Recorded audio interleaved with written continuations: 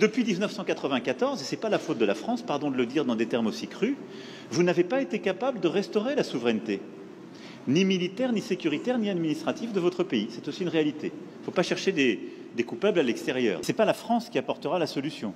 Et je le dis ici avec beaucoup de clarté et d'humilité. À la nécessité aussi, ce qui est une responsabilité qui doit se faire ici, ce n'est pas la France ou d'autres de le faire, de mettre en place une vraie justice, une justice transitionnelle qui est la clé pour que celles et ceux qui parfois ont tué soient jugés. Et parfois, ils évoluent encore, ils sont là, ils sont encore avec des responsabilités. Comment voulez-vous qu'il y ait une paix durable et de la confiance dans un pays quand la justice n'est pas passée? Ne demandez pas, n'accusez pas la France pour quelque chose qui dépend de vous, là. Non pour prendre tous les fardeaux.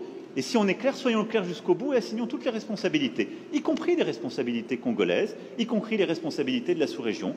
Bâtissez une armée solide, construisez la sécurité et le retour de l'État partout sur le territoire, faites passer la justice transitionnelle pour que vous n'ayez pas des coupables et des criminels de guerre encore en responsabilité ou sur le terrain. Je ne peux pas être plus clair sur ce sujet.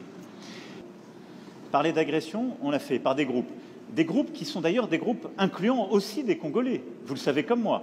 Donc ce n'est pas une agression d'une puissance extérieure. Ils sont soutenus par plusieurs puissances extérieures dans une logique de prédation.